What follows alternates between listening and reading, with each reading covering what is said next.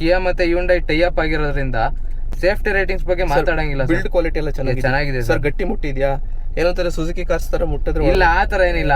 ನೀವು ಈ ಗಾಡಿನ ನೀವು ಸುಜುಕಿ ಮತ್ತೆ ಟೊಯೋಟಾ ಕಂಪೇರ್ ಮಾಡಬಾರ್ದು. ಯಾಕಂದ್ರೆ ಸುಜುಕಿ ಟೊಯೋಟಾ ಅಂತ ಅಂದ್ರೆ ಬಾಡಿ ಕ್ವಾಲಿಟಿ ಇಲ್ಲ ಅಂತ. ಇವಾಗ ಕ್ವಾಲಿಟಿಲಿ ಇರೋದು ಅಂತಂದ್ರೆ ಮಹೇಂದ್ರ ಆಗಿರ್ಬೋದು, ಟಾಟಾ ಆಗಿರ್ಬೋದು, ಅವೆರಡೇ ಇರೋದು. ಅದನ್ನ ಬಿಟ್ರೆ ನೆಕ್ಸ್ಟ್ ಕಿಯಾ ಅಂತಾನೆ ಹೇಳ್ಬೋದು. ಸೊ ಏರ್ ಬ್ಯಾಗ್ಸ್ ಅಲ್ಲಿ ನೋಡಬಹುದು, ಇಲ್ಲೊಂದು ಏರ್ ಬ್ಯಾಗ್ಸ್ ಬರುತ್ತೆ, ಪ್ಲಸ್ ಇಲ್ಲಿದೆಯಾ ಸರ್? ಹೌದು ಸರ್, ಇಲ್ಲೊಂದು ಏರ್ ಬ್ಯಾಗ್ಸ್ ಬರುತ್ತೆ. ಬಟ್ ಇಲ್ಲಿ ಸ್ಟೇರಿಂಗ್ ಅಲ್ಲೂ ಬರುತ್ತೆ. ಬಟ್ ಹಿಂದೆಗೆ ಎಷ್ಟು ಬರುತ್ತೆ sir? Total 6 air bag sir. 6 air bag ಬರುತ್ತಾ? ಓಕೆ ನೋಡಿ, 6 ಏರ್ ಬ್ಯಾಗ್. ಮತ್ತೆ ಇನ್ನೊಂದೇನು ಅಂತಂದ್ರೆ ಇದರೊಂದು ಬಾನೆಟ್ ನೋಡಬಹುದು. ಹೊರಗಡೆಯಿಂದ ಸಣ್ಣ ಗಾಡಿ ತರ ಕಾಣ್ತದೆ, ಬಟ್ ಬಾನೆಟ್ ಇದೆಯಲ್ಲ ಸೇಮ್ ಒಂದು ಸ್ಕಾರ್ಪಿಯೋದಲ್ಲಿ ಕೂತಂಗೆನೇ ಇದೆ. ಸ್ವಲ್ಪ ಒಂದು ಸೈಜ್ ಟೈರ್ ದೊಡ್ಡದಿದ್ರೆ ಇದು ಸ್ಕಾರ್ಪಿಯೋನೇ. ಇವಾಗ ಅವನೇನು ಅಂದ್ರೆ ಮೈಲೇಜ್ ಇದ್ರ ಪ್ರಕಾರ ಬಿಟ್ಬಿಟ್ಟವನೆ. ಕರೆಕ್ಟ್. ಯಾಕಂದ್ರೆ ಇವಾಗ ಇರೋದು 15 ಇಂಚ್ ಇದೆ. ಇವಾಗ ಅವನೇನೋ 16 ಇಂಚ್ ಬಿಟ್ಬಿಟ್ಟಿದ್ರೆ, ಯಾಕಂದ್ರೆ ಬ್ಯಾಟ್ರಿ ಗಾಡಿ, ಈ ಗಾಡಿಲಿ ಬ್ಯಾಟ್ರಿ ಐತೆ, ಆ ಗಾಡಿಲಿ ಏನಾದ್ರು 16-17 ಬಿಟ್ಟವನೆ. ಹೌದಾ?